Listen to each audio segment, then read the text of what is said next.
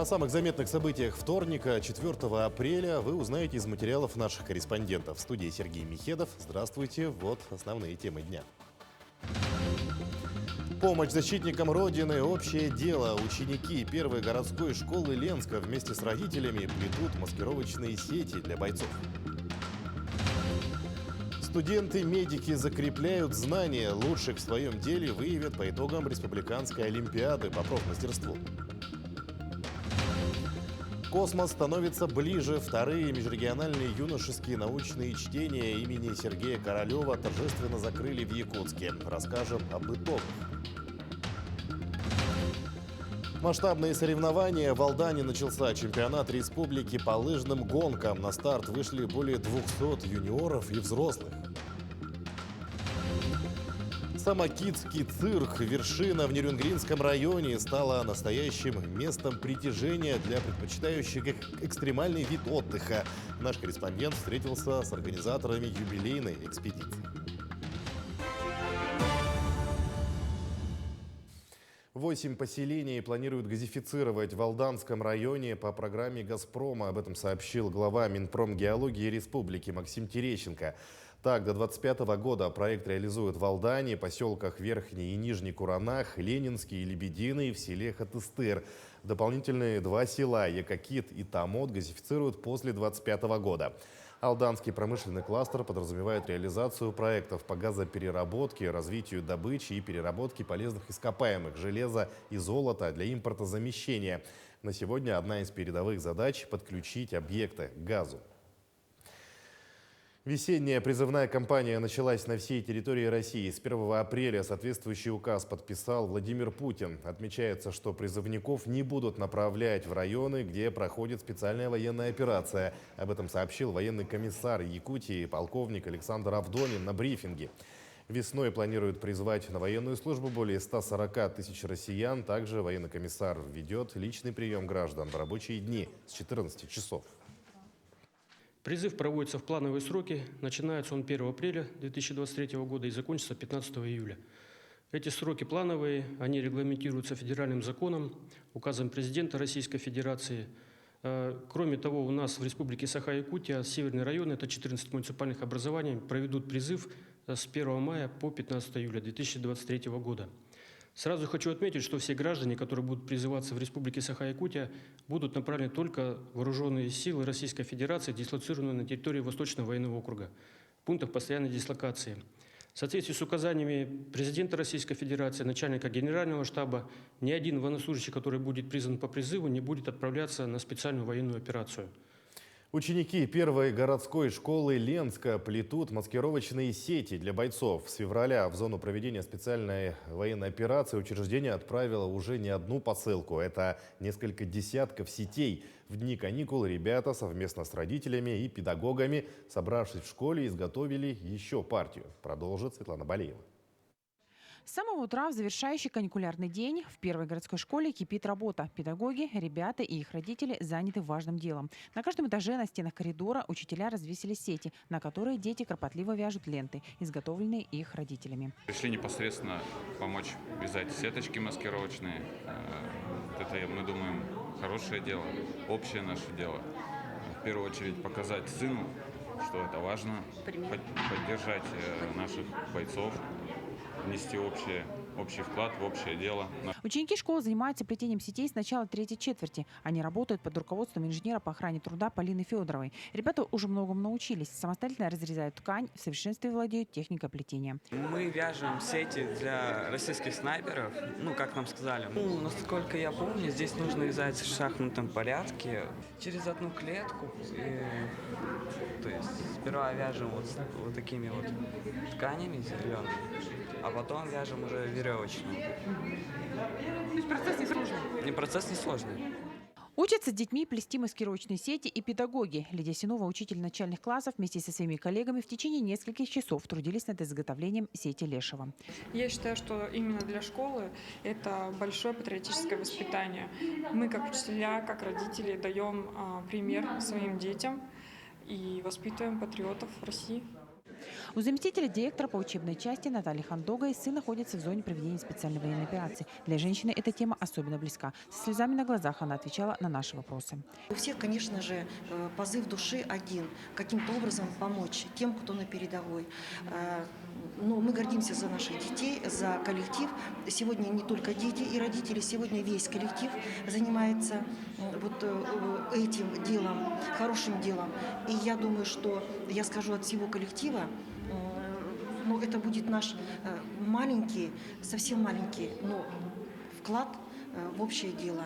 Большой вклад в общее дело вносят и неравнодушные ленчане. С конца прошлого года в Центральной библиотеке они тоже плетут маскировочные сети. Жители приходят сюда и в обеденный перерыв, и после работы. Время на доброе дело находят все. Люди приходят в свое свободное время, может быть, до 10 человек единовременно. То есть люди приходят, чтобы помогать, приходят каждый день. То, что мы здесь делаем, направлено действительно на помощь нашим воинам из нашего района. Сети, которые сейчас уже изготовлены и будут сделаны в ближайшее время, мы будем отправлять в те подразделения, где воюют выходцы с города Ленска. Рабочий детского сада «Теремок» собственноручно изготовил станок для резки лент. Теперь его устройство изготавливает необходимый материал для маскировочных сетей для Центральной библиотеки и первой школы. А воспитанники этого детского сада во время занятий делают нашлемники. Светлана Балеева, Александр Ильчук, Ленск. Охрана труда «Экспо-2023». Сегодня в окружной администрации столицы организовали выставку с таким названием. Напомним, 28 апреля отмечается Международный день охраны труда. Он призван привлечь внимание к мерам по предотвращению аварий и травматизма на рабочем месте. В выставке участвуют производители спецодежды, обуви и других средств индивидуальной защиты из Якутска, Москвы, Хабаровска и Перми. Во второй части мероприятия специалисты поделились опытом лучших практик в области охраны труда, в том числе с применением современных технологий. Лучших в своем деле выявят по итогам Республиканской олимпиады по профессиональному мастерству. В этом году конкурс среди студентов медицинских колледжей организован в 3-й раз. Какие специальности включает олимпиада, расскажет Светлана Амосова. Ежегодно на базе Якутского медицинского колледжа проходит Республиканская олимпиада по профессиональному мастерству среди учащихся среднего профессионального образования. Участники соревнуются по 4 разным специальностям: лечебное дело, лабораторная диагностика, стоматология ортопедическая и технологии эстетических услуг. В этом году после отборочного этапа в финал прошли 21 будущий медик, в том числе 4 из городов Алдан и Нерюнгри. Олимпиада проходит в 3 этапа. Первое – это тестирование по специальностям. Второе – аудирование на знание иностранного языка. В нашем случае это английский язык. И практическая часть, где студенты показывают, что умеют на сегодняшний день. По направлению стоматологии ортопедическая в олимпиаде участвуют 5 студентов, в том числе и будущий зубной техник Ирина Кушкирина. По ее словам, эта профессия очень творческая и интересная, не такая, как другие. Она надеется от участия получить много ценного опыта. По блоку стоматологии, получается, были те вопросы, которые мы изучали в течение 3 лет. От этой олимпиады я ожидаю хорошего опыта, отличных результатов и надеюсь, что в будущем мне это очень пригодится. Экспертами в олимпиаде выступают преподаватели, практикующие врачи, профессионалы в этой области. Члены жюри прежде всего на практической части оценивают навыки студентов, приобретенные за время обучения. Критерии какие у нас, как правило? Эстетика, функциональность и, в общем-то, все остальные факторы, влияющие на положительные эмоции пациентов. Как отмечают участники, они упорно готовились к олимпиаде, учили теорию и на практике решали задачи. По направлению лечебное дело студенты проводят медицинский осмотр, а также накладывают швы на манекен. Если там ребенок, значит, ребенка мы подбираем и маму подбираем. И с ней мы разговариваем, например, да, вообще, что беспокоит и так далее. И у пациента мы также его осматриваем полностью по всем органам и системам. Основной целью конкурса является повышение качества профессионального образования. По итогам олимпиады будут выявлены 1-е, 2-е и 3-е места. И в дальнейшем победители смогут отправиться на всероссийский уровень. Светлана Амосова, Григорий Хлопков, Якутск. Школьники и студенты не только из Якутии, но и других регионов России завершили выступление на тему космонавтики в рамках научных чтений имени Сергея Королева. Сегодня в Якутске был заключительный этап исследовательского проекта. Подробнее о мероприятии в материале Марферины Алексеевой. Интересные проекты в области космонавтики представили участники научных чтений. Такую непростую тему ребята исследуют самыми разнообразными методами. К примеру, познают и изучают космические пространства, технологии и инженерию путем создания макетов, изучения ракетно-космической техники или с помощью мультимедийных технологий. Есть даже проекты, которые созданы для популяризации космонавтики среди молодежи путем видеоигр и соцсетей. Первый проект называется Telegram-бот, информационный чат-бот, который создали в Телеграме. У нас была такая идея создать небольшой сборник, который связан конкретно с космосом. Есть еще один проект, называется Explore the Planet. Это игра на платформе Roblox. То есть там нужно космонавтам приземлиться на Луну и поставить флаг. И после этого инопланетяне нападают, и нужно от них отбиваться. Масштаб проектов поражает. Айтал Васильев – один из ребят, которые планируют запустить на орбиту космический аппарат собственной сборки. Я выступал с проектом наноспутника Солус-1. Планирую, что он будет первым школьным спутником Республики Саха-Якутия, возможно, и первым спутником Республики Саха-Якутия. Цель и задача нашего проекта – это провести дистанционное зондирование Земли и добавить такого престижа нашей Республики Саха-Якутия и начать космическую программу нашей республики. И хочу принять в этом участие, так сказать, высечь свое имя. Качественную организацию исследовательской деятельности и большие возможности, предоставляемые школьникам Якутии, высоко оценили гости и участники научных чтений. Я смотрю на те возможности, которые в дистанционном зондировании Земли имеют ребята в Якутии. Там, конечно же, это огромная работа. Я даже по-хорошему завидую детям, потому как у них, конечно же, очень-очень много чего можно сделать. Всего в региональных научных чтениях приняло участие 220 лучших работ по 9 направлениям. Победителей наградили ценными подарками, вручили путевки в летнюю аэрокосмическую школу «Арктика и космос». Также ребята примут участие на международном этапе чтений. Подписали соглашение с городом Троицк о сотрудничестве в рамках чтений. И мы планируем лучшие работы уже принять участие на следующий год в международных чтениях, который уже пройдет в Троицке. И мы дружной командой города Якутска из 8 секций все обязательно детей повезем, и они примут и там участие. В целом мероприятие направлено на популяризацию достижений отечественной и мировой космонавтики, профориентацию и патриотическое воспитание. Марфирина Алексеева, Джулстан Накентьев, Якутск. Международный день интернета отмечают сегодня во всем мире. Он посвящен глобальной сети, используемой для хранения и передачи данных, и ее роли в деятельности человека. Интернет – неотъемлемая часть жизни абсолютного большинства людей на планете, и в нашей работе он играет немаловажную роль. Об истории Дня интернета и что сегодня из себя представляет глобальная сеть в нашем следующем материале. 4 апреля – это доподлинно известная дата смерти католического святого епископа Исидора Севильского. Он считался самым образованным человеком своей эпохи. Так и интернет в наши дни является самым большим архивом человеческих знаний. Поэтому в 2003 году Папа Иоанн Павел II провозгласил его покровителем всемирной сети. По совпадению, дата 4.04 является отсылкой к стандартному коду ответа HTTP, протокола, служащего для передачи данных, который означает, что сервер не может найти данные согласно запросу. Интернет также стал прекрасным дополнением к телевидению. Так и у нашей компании в 2018 году появилась служба интернет-вещания. Так много контента производит компания, круглосуточно. Радиостанции, 3 телеканала.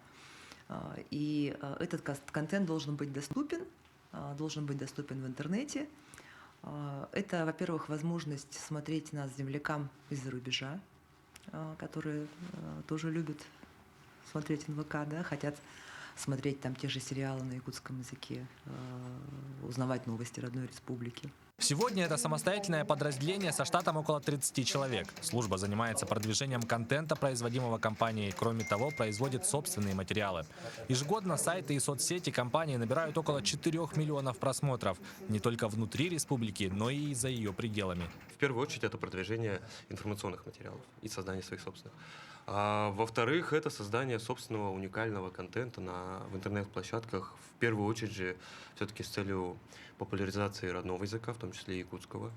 И, как я уже отметил, это детский контент, направленный на самую нашу маленькую аудиторию, чтобы, с самых, так скажем, самого раннего возраста дети уже приучались смотреть местное телевидение, знали, что у них есть вот такое вот большое подспорье. И, собственно, там есть, конечно же, свои мультики, свои информационно-развлекательные передачи. Несмотря на то, что День интернета празднуется 4 апреля, официальная дата его появления намного раньше – 17 мая 1991 года. В этот день был утвержден стандарт для страниц 3W. Ну а в России День интернета отмечают 30 сентября, после того, как была проведена перепись русскоязычных пользователей интернета в 1998 году. В начале своего становления интернет был мало похож на то, что он представляет из себя сегодня. Одно только подключение к нему занимало немало времени. Загрузка какой-нибудь даже небольшой картинки занимала часы.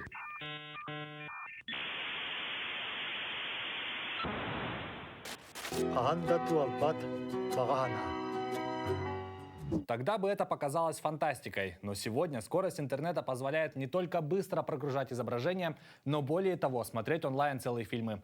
При этом пользователь даже не ограничен способом просмотра, ведь сегодня интернет доступен и на смартфонах.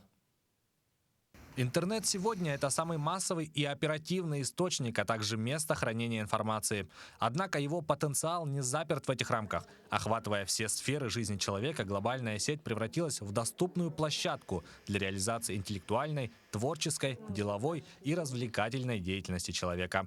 Юрий Осипов, Лилия Уваровская, Джилустан Иннокентьев, Якутск. Идем далее. В столице стартовала традиционная декада архитектуры и дизайна. Насыщенная программа включает профильную олимпиаду среди школьников и студентов, экскурсии, а также лекции. Кроме этого, Управление архитектуры и градостроительства при главе Якутии совместно с Центром компетенции по вопросам городской среды «Лето» организовали семинар для главных архитекторов. Всего участвуют 55 представителей из городских округов и районов. Спикером выступает заместитель начальника управления научно-исследовательского и проектного центра Генерального плана Санкт-Петербурга Светлана Шишелова. Участники курса обсудят с лектором масштабные изменения в градостроительном кодексе, пройдут судебно-арбитражную практику, получат рекомендации. Все, что касается градостроительной деятельности муниципальных образований, от генеральных планов до выдачи разрешения на строительство, мы обсуждаем очень плотно в течение этих 2 дней. Но с учетом того, что климат, грунты, мерзлота, то есть есть определенные требования к размещению объектов, плюс такая немножко закрытая территория. И я наверное, впервые сталкиваюсь, мы очень много ездим по разным регионам, есть с чем сравнивать. «Спасите оленей». С таким призывом о помощи обратилась к общественности через интернет семья Карамзиных, последние оленеводы из села Нылькан Хабаровского края. На объявление откликнулась якутянка Раиса Ильинова, которая и привезла в столицу республики немаленькое стадо. Продолжит тему Надежда Саханская. Пожилые люди признались, что сил и здоровья на содержание животных у них уже нет, и поэтому они готовы их продать. Раиса Ильинова, внучка потомственного оленевода, возрождает в республике дело своего деда. И после знакомства с Ильиновой супруги решили безвозмездно передать ей своих подопечных. Таежная жизнь, она очень тяжелая. Ты сам себя обеспечиваешь, особенно когда один находишься. Я думаю, что забивать будем? Я тогда с ума сойду, он мне говорит. Ну что делать будем? Я долго думала, потом мне друг хороший есть, он подсказал, а что если предложить продать их в Якутию? Вот я кинула в якутские группы объявления, и много людей звонили, интересовались там. Но самая настойчивая оказалась Рая. Хабаровские олени, как и супруги Карамзины, живя в тайге, видели немало. Не так давно на стадо позарились волки. К счастью, поголовье удалось сохранить. По словам Николая Карамзина, он как чувствовал что-то неладное и проснулся глубокой ночью. Просыпаюсь, смотрю, олени бегут. Выскакиваю сразу с ружьем. А так просто что будет бежать. И они вверх побежали олени. Я куда не побежали, туда пошел, там встал. Так будет возвращаться они. Идем куда. Круг сделали и бегут обратно.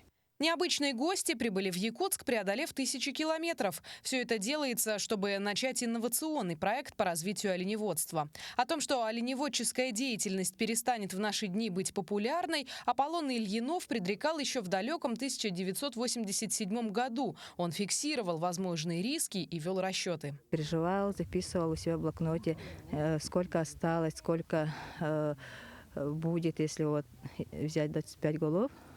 Через год столько будет. Я просто наблюдала. Вот так осталось в памяти. Стоит отметить, что все финансовые расходы по организации перевозки на себя взяла партия «Единая Россия». Проект очень важен, так как он влияет на развитие оленеводства в республике в целом. Ну а транспортировали оленей в Якутск в несколько этапов. Сначала из села Анилькан Хабаровского края оленей отправили на КАМАЗе «Сайгак» в сторону Якутска до закрытия зимника. Далее пришлось сменить транспорт и осмотреть животных в городе Тамоте. Также по пути было еще 2 остановки – в селах Белькачи Усть-Майского района и Нижний Бестях Мегина Кангаласского района.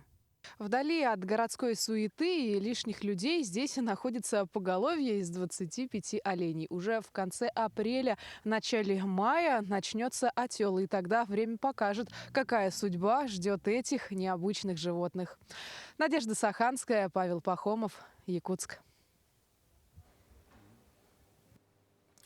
Далее о спорте. Сегодня в Алдане начался чемпионат республики по лыжным гонкам. На старт вышли более 200 спортсменов, юниоров и взрослых. Спортсмены померятся силами в индивидуальных стартах, свободным и классическим стилем, в спринтерской гонке и в эстафете. Подробности расскажет Татьяна Вахнина.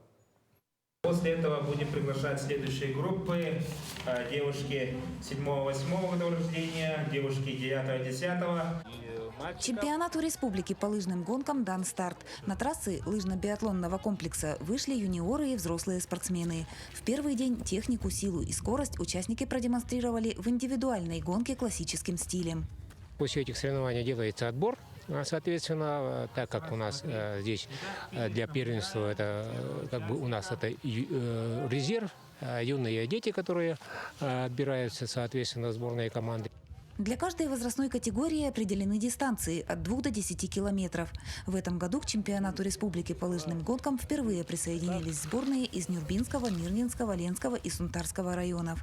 А всего в соревнованиях принимают участие более 200 спортсменов из 15 районов Якутии. В этом году чемпионат и первенство республики по лыжным гонкам, да, впервые у нас в рамках спартакиады учащихся спортивные якутяне в зачет будут введены лыжные гонки. И я так думаю, что со следующего года многие лусы будут тоже представлены. Северная весна бывает непредсказуемой, и порой погода диктует свои условия. Первые дни апреля в Южной Якутии выдались щедрыми на снегопад и ветер.